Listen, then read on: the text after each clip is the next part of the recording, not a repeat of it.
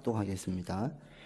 다윗이 블레셋 사람에게 이르되 너는 칼과 창과 단창으로 내게 나아오거니와 나는 만군의 여호와의 이름 곧 내가 모욕하는 이스라엘 군대의 하나님의 이름으로 내게 나아가노라.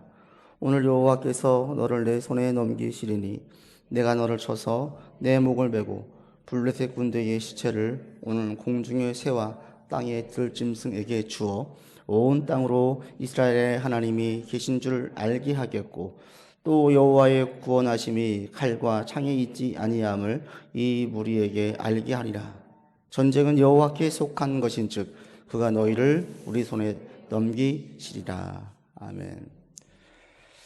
오늘 본문 이 구절은 제가 가장 좋아하는 성결 구절 중에 하나예요. 너무 멋있지 않습니까? 본문을 묵상하면 다윗이 진취적이고 씩씩하고 또 굳센 그런 기상을 볼 수가 있어요. 너는 칼과 창과 단차로 내게 나아오지만 나는 이 만군의 여호와의 이름, 네가 모욕하는 이스라엘 군대 하나님 이름으로 내게 나아간다. 이 시간 모든 무리에게 알게 하겠다. 전쟁은 여호와께 속한 것이다. 선포하는 거예요. 골리앗 앞에서 모든 이스라엘과 블레셋의 눈이 다 이목이 집중되어져 있는 그 자리에서 이렇게 고백을 크게 하고 나아가서 전쟁에 승리합니다. 이 다윗의 고백 속에는 뭐가 있어요? 그 말 그대로 풀어내면은 너는 지금 세상의 무기, 너의 기술, 너의 능력 가지고 이길 수 있다고 자신하지? 다른 네가 무시하고 아무 힘이 없다고 말하는 하나님의 이름으로 너에게 간다. 그리고 여호와의 이름으로 내가 승리해서 여기에 있는 모든 사람에게 내가 알릴 것이다. 전쟁의 승패는 여호와에게 있지 사람에게 있지 않다. 이 고백을 딱 하고 나가는 거예요. 그리고 우리가 알고 있는 것처럼 그 거인 골리앗이 쓰러지고 다윗이 승리하는 그런 결과를 맞습니다. 지금 연속 3주째 제가 기적에 대한 메시지를 하고 있어요. 이것이 세상의 시각으로 볼 때는 기적이었고 이것이 기적은 결국 하나님의 전능하심이 드러난 현상이었고 이것이 신앙으로 볼 때는 사려 깊음과 용기가 결합된 믿음의 행위라고 말씀을 드렸어요. 그래서 우리 그리스도인들 가운데 이런 기적을 바라는 것이 정상이고 우리의 삶에 종종 이런 기적이 있어야 되겠고 이런 기적이 있기 위해서는 그 그리스도인 가운데에 사려 깊음, 무모함이 아닌 사려 깊음과 객기가 아닌 용기가 결합되어지면 그들의 삶 가운데 이런 기적들, 하나님의 전능성이 드러납니다. 그리고 지난주에는 그 용기라는 것은 어디서 나오느냐 했을 때 이게 최선과 성실의 삶 그리고 하나님의 일상에서 반복되어지는 도움의 체험이 이 용기를 불러일으킵니다 라고 말씀드렸어요. 근데 기적이 나타나는 이 다윗의 모습을 보면요 또 한 가지 도드라지게 보여지는 한 가지 특징이 있습니다. 다윗 가운데에 사려 깊음이 있었어요. 또 용기가 있었어요. 한 가지 더 있어요. 그게 뭐냐면 보는 눈이 달라요. 보는 눈이. 사람을 보는 눈 그리고 사물과 상황을 보는 눈이 달랐어요. 10대 때의 어린 청소년에 불과했던 다윗에게는 이런 새로운 안목이 있었고 사람을 보는 시선이 남달랐다는 거예요. 그게 오늘 본문에 보면 그대로 나옵니다. 그런데 이것은 비단 다윗에게만 있는 것이 아니라 예수님께서 계속 강조하셨던 것 중에 한 가지예요. 예수님께서 복음을 증거하셨으면서도 계속 가르치신 가운데 하는 가지 뭐냐면 사람을 바라보는 시선을 달리 보게 했어요. 상황과 사물과 현상을 이해하는 그 안목을 다르게 하셨어요. 풍랑을 보고 두려워한 제자들에게 왜 두려워하네요? 두려워하는 게 정상이잖아요. 모두가 두려워할 만한 상황 가운데에서 예수님은 그런 제자들을 책망하시는 거예요. 다른 안목을 가지라는 거예요. 바리새인들 존경할 때 예수님은 그들을 매우 심하게 비난하셨습니다. 그들이 바라볼 때 바리새인들은 대단히 존경받아 마땅한 종교심이 있고 신실한 그런 사람이라고 그런 시선을 가지고 있었어요. 예수님은 그들이 외식하는 자라고 얘기하시면서 다른 시선을 보이십니다. 계속 이런 것들이 반복되어져요. 존경받아 마땅한 제사장들, 성경에 박식한 서기관들, 누가 보아도 인정하고 존중받고 명예가 있어야 될 그 사람들을 예수님이 심하게 깎아내리세요. 그리고 다른 시선으로 그들을 바라보시고 설명해 주십니다. 그러면서 우리도 그 시선을 갖길 원하죠. 그리고 부활하신 예수님을 본 제자들은 이런 새로운 시선을 갖게 되었어요. 오늘 우리도 마찬가지입니다. 새로운 시선을 가지고 있지 않으면 새로운 안목을 가지고 있지 않으면 여러분들의 삶에서 이런 기적, 이런 모든 것들을 뛰어넘을 수 있는 용기, 이게 나오지가 않아요. 본문에 나와 있는 이 다윗만 보십시오. 다윗이 골리앗을 어떻게 보고 있습니까? 여러분 읽지 않았지만 36절로 올라가 보십시오. 36절 같이 읽겠습니다. 주의 종이 사자와 고문도 쳤은즉 살아계시는 하나님의 군대를 모욕한 이 할례 받지 않은 블레셋 사람이리이까 그가 그 짐승의 하나와 같이 되리이다. 이게 다윗이 골리앗을 바라보는 시선이었어요. 평가였어요. 그러면 골리앗을 평가하는 사울의 모습을 보십시오. 33절입니다. 읽어보겠습니다. 사울이 다윗에게 이르되 너가 가서 저 블레셋 사람과 싸울 수 없으리니 너는 소년이요 그는 어려서부터 용사다. 이게 사울의 시선이고 사울의 평가예요. 골리앗에 대하여서 사울의 평가와 다윗의 평가가 확연하게 다르죠. 사울은 얘기합니다. 그는 어려서부터 용사다. 뭐예요? 싸움에 능한 자다. 싸우면서 잘한 자다. 그는 그 싸움에 있어서 최고다. 그리고 그들이 평가했던 거, 사울과 함께 모든 이스라엘 병사들이 평가했던 이 골리앗은 뭐예요? 외모가 3m, 거구 거인이에요. 건장한 근육질의 남자예요. 여기저기 상처가 있어요. 우렁찬 목소리가 있어요. 누가 봐도 장사예요. 그리고 이미 다 알려져 있어요. 싸움엔 능한 자예요. 이게 오늘날 말하면 누구겠어요? 영재. 그 분야의 영재. 그 분야의 천재. 모든 사람들이 다 인정하는 실력자. 큰 명예를 가지고 있는 자. 이게 바로 골리앗이에요. 이 평가가 잘못되었습니까? 아니잖아요. 그런데 다윗은 골리앗을 바라볼 때에 그의 재능, 그의 외모, 그의 경력을 보지 않았어요. 뭘 봤습니까? 36절을 잘 보십시오. 뭐라고 해요? 하나님의 군대를 모욕한 사람이라고 봐요. 첫 번째. 그는 하나님의 군대를 모욕한 자입니다. 그가 가지고 있는 기술, 명예, 지금까지 모든 경력들, 이걸 전혀 보지 않아요. 오직 보는 거 첫 번째. 저자는 지금 하나님의 군대를 모욕한 자입니다. 두 번째, 저자는 할례 받지 못한 자입니다. 할례라는 게 뭐예요? 하나님의 언약의 사인이에요. 보호와 약속받은 족속을 얘기하죠. 저자는 하나님의 보호 아래 있지 않는 자입니다. 이걸 전제하는 거예요. 그러면서 저자는 짐승의 하나같이 될 것입니다. 라고 얘기를 해요. 43절에 가면 골리앗이 다윗을 보고 아주 비아냥거려요. 막대기 하나 들고 오는 거 보고 골리앗이 그러죠. 네가 나를 지금 개로 여기고 달려오느냐? 라고 골리앗이 얘기해요. 그런데 다윗은 진짜 골리앗을 그렇게 봤어요. 개로 본 것이 아니라 짐승 중에 하나로 봤어요. 저자가 짐승 중에 하나로 보이면 이것은 달라지는 거예요. 왜? 자기보다 훨씬 힘이 세고 훨씬 등치가 좋은 사자와 곰도 이겼기 때문에 저자가 장수가 아니라 한낱 야생동물, 힘이 센 야생동물로 비교하면 한번 해볼 만한 거예요. 다윗이 지금 이 안목으로 골리앗을 보고 있다는 거예요. 사자와 곰은 하나님의 보호 아래 있지 않은 언약의 백성이 아니었어요. 저 골리앗도 하나님의 언약의 백성이 아니에요. 심지어 사자와 곰보다 더 심했죠. 사자와 곰은 하나님의 군대를 모욕하지 않았어요. 저 골리앗은 지금 하나님의 군대를 모욕하고 있어요. 이게 다윗이 골리앗을 바라보는 시선과 평가였어요. 여기에서 용기가 생긴 거예요. 해볼 만하다 이거죠. 그래서 다윗이 이겼을 때 모든 사람들은 깜짝 놀랐죠. 모든 사람들 눈에는 이것이 기적이었어요.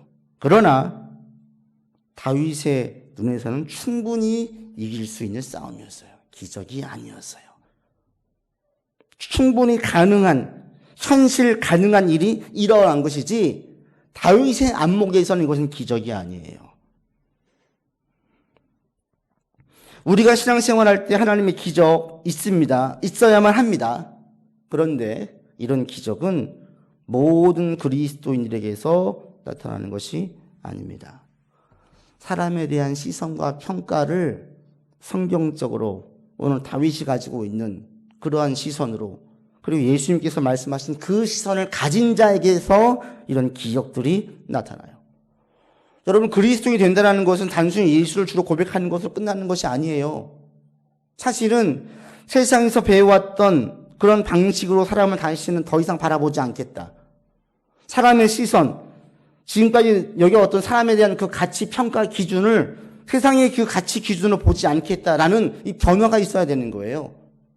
성경에서 이야기하는 그 관점, 하나님께서 보고 계신 사람에 대한 그 시선, 그 평가를 나도 가지겠다. 이렇게 고백을 하고 이렇게 반응을 해야 그의 삶 속에서 이런 기적들이 나타나요. 만약 우리 가운데 이 사람에 대한 시선과 평가가 그리스도를 믿은 다음에 전혀 바뀌지 않았다면 여러분 삶에서는 올바른 용기를 낼 수 없습니다. 바뀌지 않았다면 기적을 여러분 기대하지만 쉽게 기적이 나타날 수 없습니다. 그래서 우리 가운데 이것이 바뀌어야 돼요. 성경적으로 바뀌어야 돼요. 성경에서 말씀하시는 인간에 대한 그 기준이 인간이란 무엇입니까? 성경에서, 신앙 안에서 우리가 바라보는 인간에 대한 평가는 뭐예요? 크게 딱 두 가지예요, 두 가지. 첫 번째, 인간은 하나님의 형상을 입은 피조물이라는 거예요. 하나님의 형상이라는 것이 함의하고 있는 것이 바로 인간에 대한 존중이죠. 존엄성이에요. 그 다음, 피조물이라는 것이 무엇을 얘기해요? 전능한 존재가 아니라는 거예요. 유한한 존재라는 거예요. 인간은 유한한 존재예요. 인간은 창조자가 아니에요. 오늘날 코로나 바이러스의 모든 과학자들이 말하지요. 이것은 인간이 자연 만물을 남용해서 마음으로 써서 그렇다는 거예요. 그러면서 비관적인 평가들이 계속 나오고 있습니다. 앞으로는 이런 일이 더 빈번할 수 있습니다. 왜? 자연 만물을 인간이 계속 파괴하고 있기 때문에. 인간은 피조물이에요. 창조자가 아니에요. 또 하나 성경이 계속 강조하는 게 무엇이냐? 인간은 죄인이라는 거예요. 우린 다 죄인, 이기적이고 자기중심적이고 시기하고 질투하고 모이면 권력은 좋아해서 전쟁이 끊이지 않고 교만한 존재예요. 이게 인간이라는 거예요. 이게 성경에서 이야기하고 있는 인간이에요. 인간이란 피조물이고 인간이란 죄인이다. 진실된 그리스도인을 살면서 신앙이 성장하고 성숙하면 계속 인간이 진짜 피조물임을 깨닫게 되어져요. 인간이 정말 죄인에 불과하다는 사실을 계속 깨닫게 되어져요. 이게 깨달아지면요, 인간에 대한 시선과 평가가 바뀔 수밖에 없어요. 바뀌지 않으면 아직 못 깨닫는 거예요. 제가 종종 우리 부모와 자녀의 비유를 들지요. 아이들은 부모님을 볼 때 처음엔 신처럼 보입니다. 전능자예요, 우리 부모님은. 그런데 아이들이 크면서 점점 우리 부모님의 한계를 봐요. 그리고 나중에 한참 나이를 먹으면 어떻게 돼요? 부모님을 내가 보호해야 된다는 생각을 하게 되어져요. 그래서 동년배 목사님과 만나면 종종 가족 얘기가 나오면 그 목사님들이 그런 얘기를 해요. 부모님에 대한 이제 이 세상을 떠나갈 것에 대한 준비. 그게 이제 남의 얘기처럼 들리지 않는 거예요. 부모님에 대한 보호자의 위치에 서게 돼요, 자녀가. 부모님을 바라보는 자녀의 시선이 바뀌어져요. 자녀가 성장하고 성숙해지면서 그러면서도 부모님에 대한 존경심은 더 커지지요. 부모에 대한 시선과 평가가 바뀌어지듯이 그리스도 안에서 신앙이 성장하고 성숙해지면 사람에 대한 이해가 새로워져요. 새로워져야만 해요. 아무리 위대한 인간, 아무리 뛰어난 인간, 아무리 추앙받는 인간도 한낱 피조물에 불과하다는 거예요. 제가 얼마 전에 마이클 조던에 대한 다큐멘터리를 봤어요. 농구계에서 마이클 조던은 인간이 아니에요. 거의 그 신계에 속한다고 얘기해요. 그들 우리가 얘기할 때 인간이 아니야. 그 다큐멘터리를 보면 정말 그를 존경하게 돼요. 그 영역에서는. 정말 대단한 인간이에요. 그렇지만 저는 그를 저의 인생의 롤 모델로 삼지 않아요. 그렇지만 그를 전능자로 생각하지 않아요. 지금 배가 조금 나오고 인터뷰할 때 지금은 그때처럼 농구를 할 수가 없어요. 그게 인간이에요.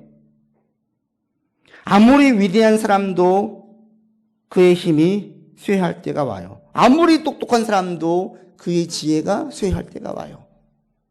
아무리 큰 권력을 가진 사람도 새로운 권력자의 등장에 의해서 소리 없이 사라지게 돼요. 이게 세계의 역사예요.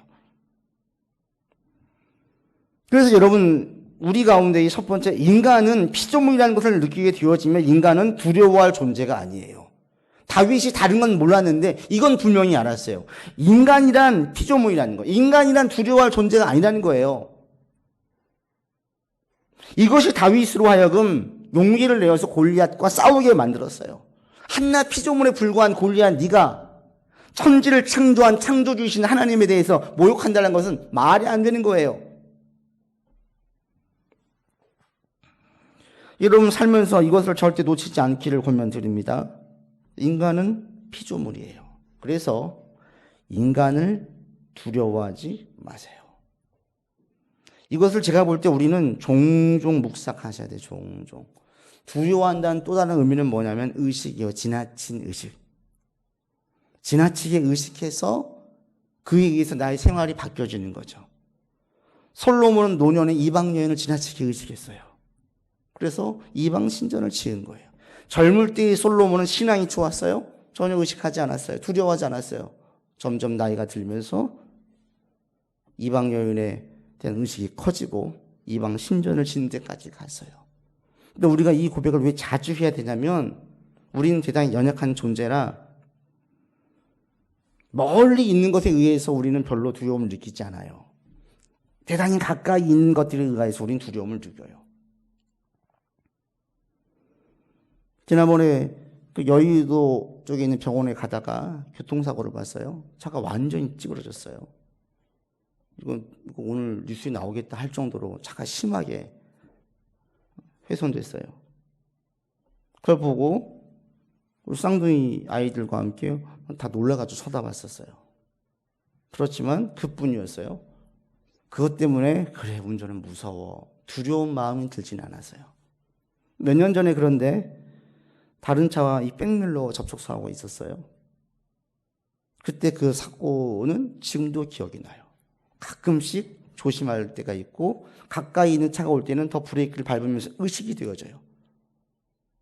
더 심각하고 큰 차 사고를 보았을 때는 두려움을 느끼지 않았어요. 지금 홍수가 심하고 있습니다. 중국에서는 이재민이 지금 5천만 명, 우리 인구보다 더 많아졌어요. 이재민이. 어마어마한 그 산사 때문에 품어져 나오는 그 물을 볼 때 어마어마하죠. 그러나 그 물을 볼 때 저는 전혀 두려워하지 않았어요. 반면에 15년 전에 갔었던 그 나이아가라 폭포 그 아래 그 관광에서 회사에서 운영하는 그 배를 타고 폭포 바로 앞에까지 갔을 때 그 느낀 두려움은 15년이 지난 지금도 잊혀지지 않아요. 야, 인간이 정말 개미처럼 보이는 거예요. 그 거대한 폭포 앞에서 인간 개미와 같은 거예요. 거기 빠져들면 흔적도 찾을 수 없을 것 같은 거죠. 너무너무 그 거대함에 압도되었어요. 훨씬 더 많은 피해가 일어나고 있는 지금의 이 폭우에 대해서는 전 두려움을 느끼지 않아요. 왜? 저하고 직접 연결되지 않기 때문에. 그러나 제가 직접 느꼈던 작은 것들은 저에게 훨씬 더 크게 다가옵니다. 두려움이 똑같아요. 여러분 누가 두려웁니까? 세상에 큰 권력을 가진 자가 두렵습니까? 아니에요. 지금 직장에 나의 상사가 두려워요. 지금 상사가 나를 괴롭히면 그 사람이 나에게 두려운 존재예요. 가까이 있는 이웃이 나에게 두려운 존재예요. 가까이 있는 누군가가 나에게 두려운 존재가 되죠. 그리고 그에 의해서 영향을 받아요. 근데 가만히 생각을 해보면 우리가 누군가를 두려워한다는 것은 비틀어보고 말하면 뭐예요? 누군가가 두렵다는 것은 하나님을 덜 두려워하고 있다는 거예요.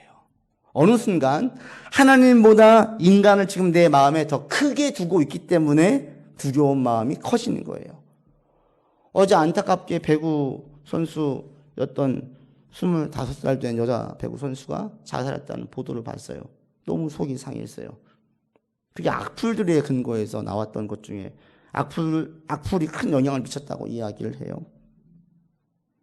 이 모든 게 다 두려운 거죠. 지금 자기에게 다가오고 있는 이 현실이 너무 괴로운 거죠. 그러니까 극단적인 선택을 한 거예요. 우리에게 주는 두려움과 공포는 막연하게 저기 멀리서 벌어지고 있는 전쟁 또는 교통사고, 폭우로 인한 사망 이것이 우리에게 두려움을 주지 않아요. 바로 옆에 있는 이게 남편일 수도 있고 아내일 수도 있고 자녀일 수도 있고 부모일 수도 있고 직장의 동료일 수도 있고 이웃일 수도 있어요. 그분들이 내게 두려움을 주는 거예요. 그것이 그리고 그런 현상들이 내 삶에 올가매요.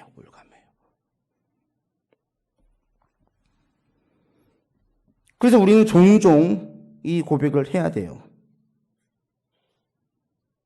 사람은 피조물에 불과하다. 저와 여러분들은 우리 모두 피조물이에요. 아무리 큰 권력자, 아무리 큰 유명인, 아무리 큰 명예를 가진 자라 할지라도 그들은 우리가 두려워할 대상이 아니다. 다윗에게 이게 있었어요. 이게. 그것이 용기를 바라게 했어요. 또 한 가지 다윗에게 있었던 마음이 뭐냐? 자신은 하나님의 군대로 보았습니다. 36절과 37절에 하나님의 군대를 언급할 때에 다윗도 그 속에 포함시켜요. 저는 짐승이 하나와 같이 될 것입니다.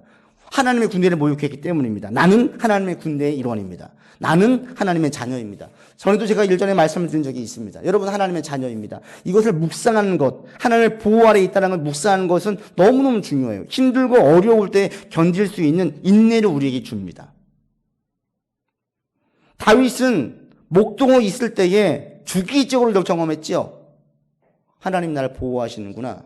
나는 하나님의 자녀이구나. 하나님이 저 곰과 사자보다 훨씬 세시구나. 의지하니까 이겨낼 수 있구나.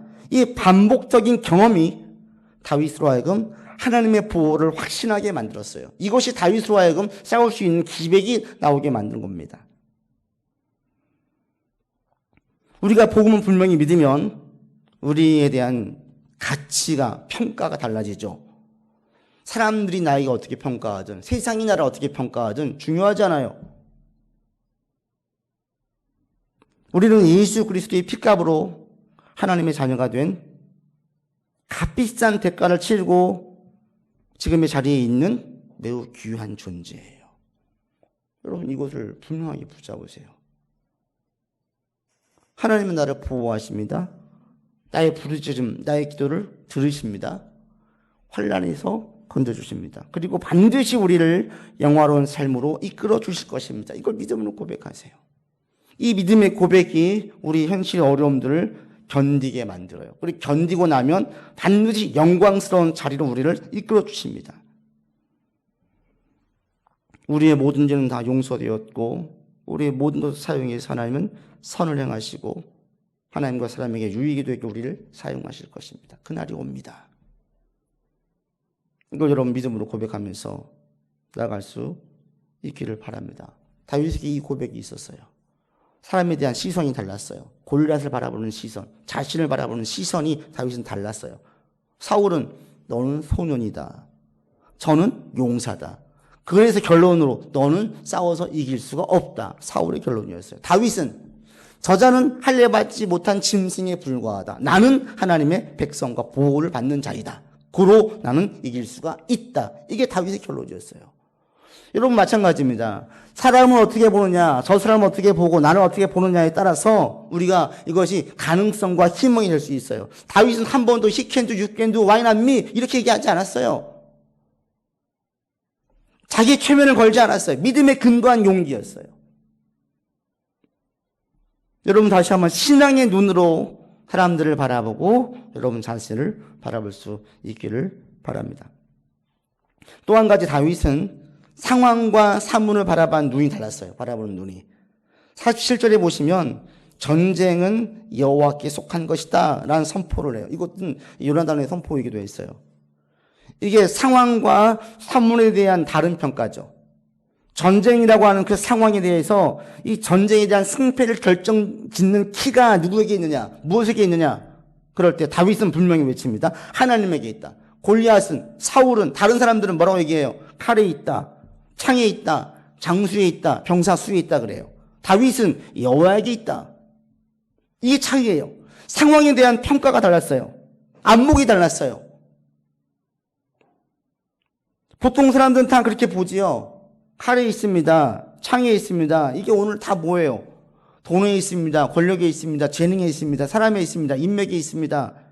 다 이렇게 얘기를 해요. 상황이 잘 풀리려면, 좋은 결과를 맛보려면 인맥 중요하고 재능 중요하고 돈 중요하고 권력 중요하죠. 차이는 뭐예요? 다윗이 이것을 깡그리 무시했다는 게 아니에요. 다윗은 이것보다도 더 중요한 게 무엇이냐? 하나님에게 있다는 거, 하나님에게. 이게 믿음의 고백이었어요. 전체 상황에 대해서 이것을 가지고 있는 실세가 누구냐 아는 것은 대단히 지혜죠. 이 지혜는 우리에게 꼭 필요합니다. 어떤 일을 정리하고 어떤 문제가 벌어졌을 때 그 문제를 해결할 수 있는 능력이 누구한테 있느냐? 이거 아는 것은 지혜예요. 이게 특히 많이 보여주는 곳이 직장과 사업장이죠. 사업을 계약을 할 때에 뭐 나와 있는 사람과 하는 게 아니죠. 사실은 그 위에 오너가 해요. 때로는 오너가 하는 게 아니에요. 그 집에 있는 부인이 할 수도 있고 남편이 할 수도 있고 부모님이 하는 경우도 있어요. 저는 그런 기사를 유튜브에서 본 적이 있어요. 미국에서 갑자기 폭우가 쏟아졌는데 할머니 한 분이 그 화장품 매장에서 나가지 못하고 계속 서성거리고 있는 거예요. 비가 오니까. 근데 다른 직원들이 계속 매장에서 눈치를 주는 거예요. 나갔으면 눈치를 주는 거죠. 그런데 한 직원이 와서 그 할머니에게 의자를 내드리면서 여기 좀 앉아 계세요, 할머니. 비 그치면 가세요. 그랬어요. 그 할머니가 그 직원의 이름을 물어보고 고맙다고 했어요. 그 얼마 지나지 않아서 그 회사 본사에 연락이 갔는데 어느 대기업에서 계약을 하고 싶다라는 거예요. 그러면서 콕 집어가지고 어느 매장에 어느 여인과 계약을 하고 싶다. 계약자 이름으로 그 여인을 쓰고 싶다. 알고 보니까 그 할머니가 그 대기업 회장의 어머니였던 거예요. 그 어머니가 그 지점, 그 직원을 이야기했고 이것이 연결되어 가지고 그 여자가 큰 건수를 잡아서 올라간 거예요. 만에 하나 그 할머니가 보통 할머니가 아니라 그런 어마어마한 대기업 회장의 어머니라는 사실을 안다면 누가 가만히 뒀겠어요? 얼마나 다 급진이 모셨겠습니까? 상황에 대한 이해가 있다면 상황의 태도가 달라지는 거예요. 다윗은 이 전체에 대한 상황에 대해서 이것은 이 전쟁, 이 상황은 하나님에게 있다라고 얘기를 한 거예요. 이것이 다윗으로 하여금 전쟁터에 나가서 많은 사람들이 있었지만 거인이 골리앗이 큰 무기를 가지고 있었지만 전혀 주눅들지 않았다는 것입니다. 네가 아무리 날고 기고 아무리 네가 가지고 와봐라. 하나님이 허락하시지 않으면 아무것도 아니야. 이것이 다윗에게 있었기 때문에 다윗이 나가서 싸워 승리할 수 있었어요. 그리고 이 저변에 무엇이 있습니까? 사람에 대한 이해, 하나님에 대한 이해가 확고했기 때문에 다윗이 상황에 대해서 신앙적으로 이해할 수 있었습니다. 여러분 마찬가지예요. 아무리 악플들이 많아도 그 사람들은 나에게 아무것도 아니에요. 아무 영향을 주지 못해요. 내가 닮지 않으면 돼요. 근데 인간은 그게 안 돼요. 가슴에 박혀요. 그게 현실이죠. 하지만 그때에 분명히 다시 한번 믿음으로 사람에 대한 평가와 하나님에 대한 평가와 나에 대한 평가를 새로 하면 견딜 수 있어요. 이겨낼 수 있어요. 상황에 대한 평가를 새롭게 인식할 수 있어요. 그러면 소망이, 조그만 소망이 보여요. 여러분 선포하십시오. 전쟁은 여호와께 속한 것입니다. 모든 상황의 키는 누구한테 있습니까? 아무리 인간이 연구하고 아무리 고생을 해도 이 코로나 바이러스 상황에 대해서 정말 하나님의 명령 한 번이면 다 끝날 거예요.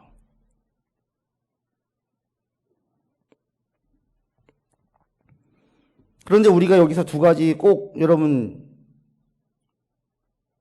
오해하지 않을 게 있습니다. 이 전쟁이 여호와께 속해 있다라는 구절을 저도 참 좋아하는데 이것을 잘못 이해하시는 분들이 종종 있어요. 첫 번째 어떻게 잘못 이해하냐면 이 전쟁이 여호와께 속해 있다. 이것은 다른 모든 게 필요 없다는 말이 아니죠. 다른 모든 게. 종종 그래요. 믿음으로, 기도로 다 할 수 있다는 분들이 있어요. 그런데 다윗은 골리앗을 무찌른 이후에 무기 기술을 익혔고 그리고 병법을 익혔어요. 필요 없다고 보지 않았어요. 사울에게 쫓길 때에 오합지졸 600명을 일사불란하게 움직일 수 있는 용사로 만들었어요. 그들을 훈련시켰어요. 기회를 갖췄어요. 그리고 나중에 다윗이 왕권을 차지했을 때에 다윗 왕국에서 중추적인 역할을 담당했어요. 다윗은 세상의 기술들, 재능들 필요 없다고 본 적이 없어요. 다만 이 모든 것들보다 하나님이 우선한다는 것을 확실하게 했던 거예요. 마찬가지입니다. 세상의 기술, 재능, 실력이 필요 없습니까?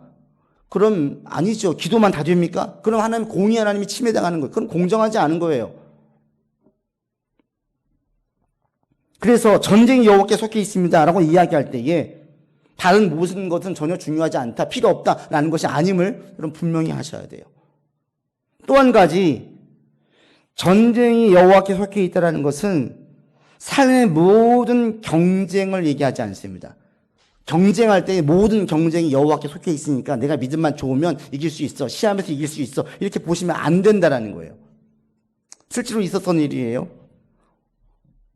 고등학생 아들이 농구 시합 나갔는데 아버지한테 얘기했어요. 아버지, 저 위해 기도해 주세요. 승리할 수 있도록. 우승하고 오고 싶어요. 아버지가 뭐라고 할게요? 그래, 내가 기도해 줄 수 있다. 근데 네가 너만 믿는 게 아니라 저쪽 팀에도 예수 믿는 사람이 있을 거 아니냐. 그럼 하나님은 누구 편을 들어야 되니? 이 아들이 생각을 하다, 정말 그러네요? 그래서 아버지 기도해 줄 때에 우승이 아니라 최선을 다하고 아프지 않고 후회하지 않고 하고 올 수 있도록 그렇게 기도해 줬다고 이야기해요. 저한테 그 얘기를 하시더라고요. 같이 웃었어요. 전쟁이 여호와께 속해 있으니까 나는 하나님의 자녀니까 다 이길 수 있어. 다 승리할 수 있어. 이것은 매우 위험한 거죠. 전쟁이 승리할 수 있다는 것은 모든 상황에 대한 승리가, 모든 경쟁에 대한 승리가 아니에요. 믿음 좋으면 수능 시험 볼 때 좋은 대학 갈 수 있고, 믿음 좋으면 사업을 다 잘 풀릴 수 있고, 이렇게 보는 게 대단히 위험하다는 거예요. 아니에요.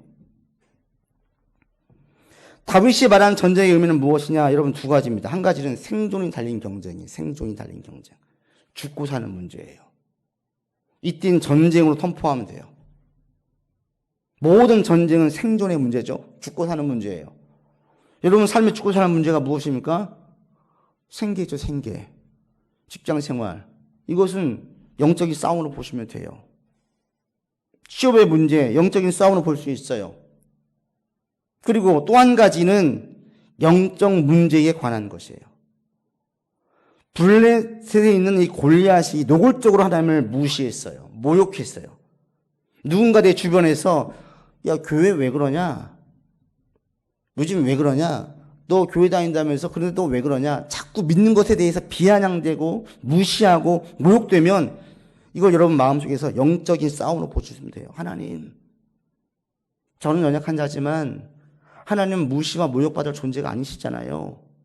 저 사람 입에서 저런 무시와 모욕이 나오지 않도록 상황을 바꿔주시고 저를 훈련시켜 주시고 저를 올려주십시오. 이 기도는 영적 전쟁이에요.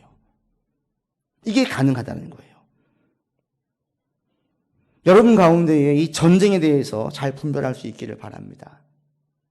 그리고 나가면 우리의 삶에서 기적이 있을 수 있어요. 있어야만 합니다. 말씀을 맺습니다. 다윗은 사람을 보는 시선과 평가가 달랐어요. 다윗은 상황과 사물을 보는 안목이 달랐어요.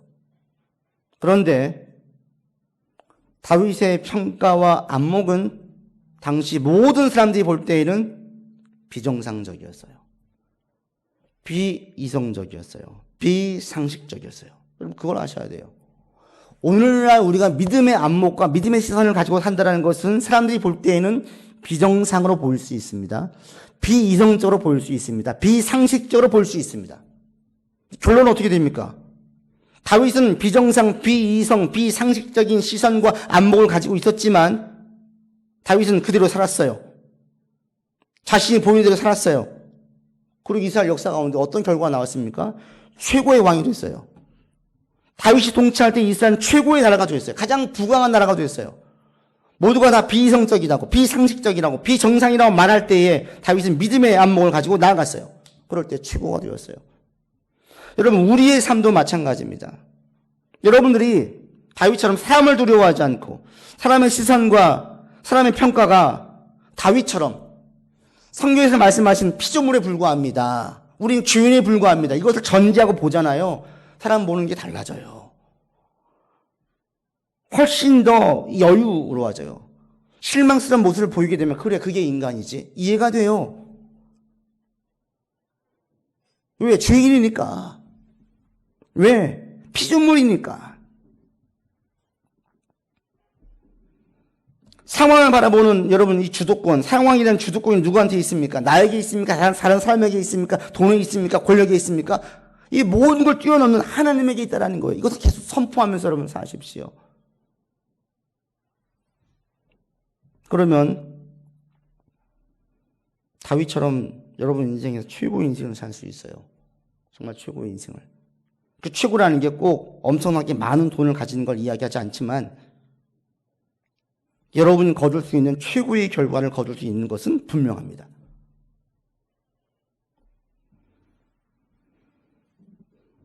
저도 이제 좀 죄송한 얘기지만 이제 나이가 좀 들다 보니까 노안이 어느 순간 왔어요. 고집을 부리려고 해도 이제 안 돼요. 근데 종종 안경을 쓰면서 느끼는 게 노안 때문에 불편을 겪을 때마다 느끼는 게 우리도 믿음의 안경을 써야 되는 거야 생각을 종종 했어요. 믿음의 안경. 안경을 벗으면 흐릿하게 보이는 거예요. 가까이 대야지 보여요. 우리가 영적인 안경을 쓰지 않으면, 믿음의 안경을 쓰지 않으면 우리가 보지 못해요. 우리의 마음과 우리의 양심과 우리의 행동과 우리가 두려워하는 것들에 대한 제대로 된 평가를 하지 못해요. 여러분 자꾸 믿음의 안경을 쓰고 나아갈 수 있기를 바랍니다. 그리스도인이 되었다. 새로운 믿음의 안경을 쓰는 거예요. 그러면 세상이 달리 보이는 거예요. 그리고 그것을 새롭게 재평가하고 반응을 하면 전능하신 하나님의 능력들을 보게 되어집니다. 자꾸 믿음의 눈으로 여러분 자신을 보시고 주변 사람들을 보시고 상황을 볼 수 있는 여러분이 되기를 주 이름으로 권면드립니다. 기도합시다. 아버지 하나님, 소년 다윗, 불과 10대에 불과했던 다윗은 사람을 바라보는 시선, 상황을 이해하는 안목이 달랐습니다. 믿음의 안경을 썼기 때문입니다. 하나님, 우리 또한 믿음의 안경을 쓰고 사람을 바라보고 나를 바라보고 상황을 바라볼 수 있도록 인도하여 주시옵소서. 다윗에게 있었던 기적의 역사가 성경에 기록되어진 매우 초현실적인 특이한 일이 아니라 오늘 나의 삶에서, 우리의 삶에서 충분히 경험할 수 있는 사건임을 깨닫게 됩니다. 믿음의 눈을 들어서 하나님의 전능성을 소망하게 하시고 주님의 기적을 바라면서 세상에서 승리하는 삶을 살 수 있도록 인도하여 주옵소서. 우리 구주 예수 그리스도 이름으로 기도드립니다.